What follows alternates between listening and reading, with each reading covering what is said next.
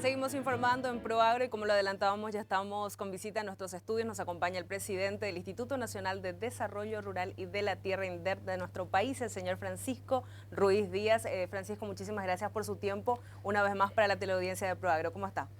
Silvia, gracias a ustedes por este espacio y una vez más poder estar en esto que es casi mi casa, ¿verdad? Y un saludo a todos los televidentes de ProAgro. Y siempre en la búsqueda de servirle a los productores, a los trabajadores de la tierra, ¿no? Francisco, nosotros estábamos viendo el trabajo de la entidad que está a su cargo ahora y veíamos que hay una nueva propuesta en la que están trabajando, que de hecho nos adelantaba ya en la última conversación, que tiene que ver con el barrido predial. ¿Qué quiere decir esto? ¿En qué consiste? Para que la gente pueda entender y bueno, también aprovechar, ¿no?, lo que tiene que ver este sistema de trabajo. Sí, la idea es cambiar de método porque definitivamente el método que se venía utilizando no ha generado resultados.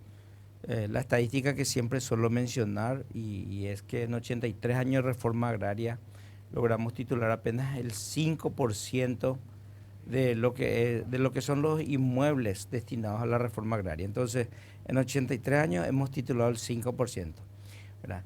Entonces, por un lado tenemos este resultado. Y por otro lado tenemos otra estadística y es que en promedio, ¿verdad?, cada año se logra titular 927 nuevos inmuebles. Entonces nosotros dijimos, bueno, ¿cuántos inmuebles tenemos? ¿Cuántos lotes tenemos? Y tenemos aproximadamente 130.000 lotes a titular. Y si nosotros decimos, bueno, ¿cuánto tiempo nos llevaría con este ritmo de titulación de 927 lotes por año? ¿Cuánto tiempo nos llevaría llegar a la titulación de todos estos lotes? Y los cálculos nos indican que nos llevaría 141 años aproximadamente. O sea, a los 83 años de la reforma tendríamos que agregarle otros 141 años, lo cual nos da un poco más de 2 siglos y medio para poder formalizar la tenencia en la tierra en Paraguay, lo cual genera mucha inseguridad, ¿verdad? Entonces, a partir de ahí lo que dijimos es, obviamente, el método que se venía utilizando, que consiste esencialmente caso por caso, irte hasta el INDER, solicitar que un profesional vaya, haga el levantamiento de la información, llevar al INDER, llevar a los registros públicos, uno a uno, lote a lote, ¿verdad? Eso ya no está dando resultados. Entonces la idea ahora es hacer lo que se llama y lo que funcionó bastante bien en muchos países, principalmente en América Latina, casos como las zonas rurales del Brasil, por ejemplo, está dando muy buenos resultados ahora también, incluso en la aplicación en las zonas urbanas se llama el barrido predial masivo. ¿Y en qué consiste? Es una nueva metodología, una nueva técnica que permite básicamente bajar cuadrillas en una colonia, en un asentamiento y comenzar a recoger de manera masiva la información, ¿verdad? Generalmente van en 3 o 4 cuadrillas, relevan la información, ¿verdad? Y a partir de esa información se empieza a preparar todo lo relativo a los planos, a las ocupaciones, tal cual está, ¿verdad? Entonces, con esos datos comienzo el trabajo posteriormente de tener que asignarle padrón al inmueble, o sea, es como que nace un inmueble al otorgarle un padrón, porque nuestro catastro es parcelario, y posteriormente pasa a la Dirección General de los Registros Públicos para tener un número de matrícula, ¿verdad? Entonces, ¿verdad?, la idea es, el método barrido predial masivo es bajar cuadrillas, bajar equipos en una colonia, y a partir de ahí surgen 3 elementos importantes, ¿verdad? En primer lugar, para poder llevar adelante el barrido, el método de barrido predial masivo, se requiere tecnología de punta, lo cual lo estamos impulsando. En segundo lugar, un capital humano de primer nivel, tienen que estar formados. Y en tercer lugar, una articulación casi perfecta entre 3 instituciones, que es INDER, Catastro y Registros Públicos. Ahora justamente nosotros hemos podido impulsar unas relaciones estrechas con la Dirección General de los Registros Públicos. Hemos constituido una mesa permanente dentro de los registros públicos. Un equipo de trabajo del INDER está ayudando al registro de los inmuebles y al surgimiento de las matrículas, lo cual permitió empezar a titular de forma masiva ya, y obtuvimos en estos primeros 60 días 1.000 títulos de propiedad. Y estamos previendo que en el resto de lo que queda de los 100 días, otros 1.000 títulos de propiedad, y hacia finales del año por lo menos llegar a un 300 o 400. O sea, nosotros podríamos tener, digamos, desde agosto a este tiempo, aproximadamente unos 2.200, 2.300 títulos de propiedad. Bueno, entonces barrido predial básicamente en vez de que la gente venga a Asunción, el INDERT va hasta las comunidades, pero Así en es. equipos. Así, en equipos, en cuadrilla, baja, se lidera, digamos, una persona conversa con la comunidad, se establecen acuerdos, eso es muy importante, ¿verdad? Porque es muy interesante lo que ocurre en un asentamiento. Generalmente no hay conflictos, los pobladores se conocen, llevan ahí 3, 4 décadas, algunos 50 años incluso, ya saben todo hasta dónde va el inmueble de don fulano. Entonces a partir de ese consenso se recoge la realidad, la ocupación.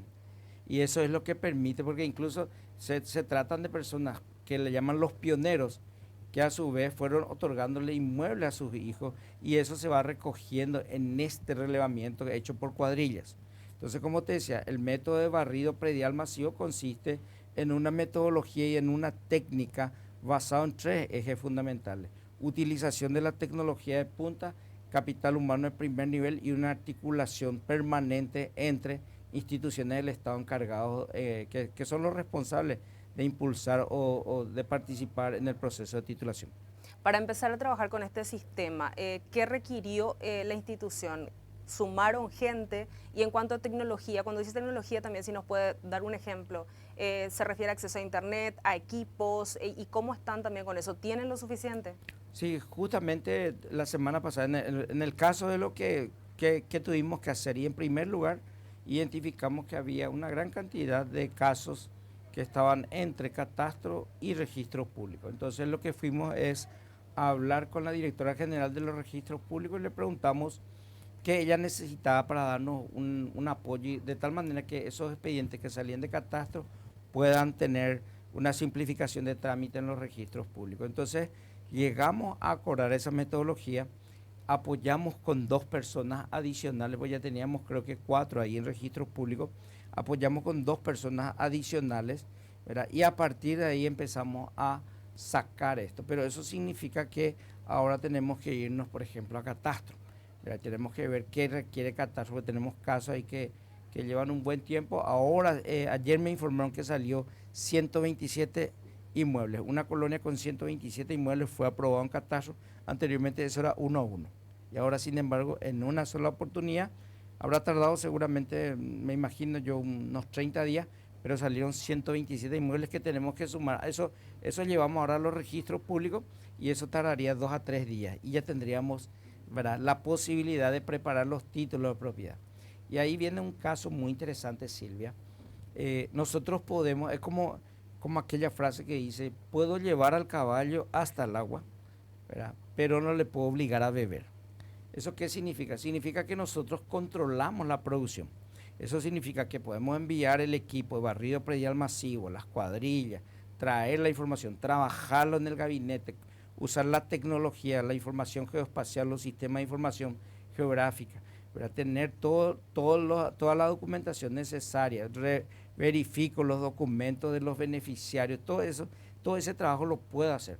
Posteriormente pasarlo a catastro, me da el número de padrón, nace el inmueble y luego lo llevo a registros públicos para que establezca la relación entre el inmueble y su propietario nuevo. Ya no va a ser el INDER, el propietario va a ser la persona ya. Y bueno, toda esa información vuelve al INDER.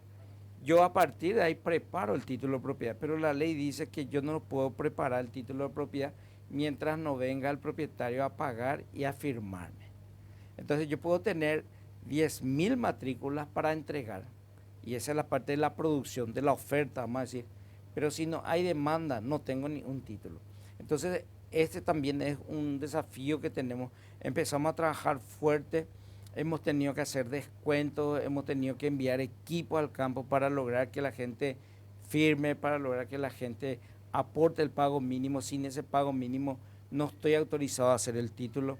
Entonces tuvimos un gran esfuerzo del equipo del INDER para poder impulsar esto, para poder llegar, digamos, a estos 1.000 títulos de propiedad.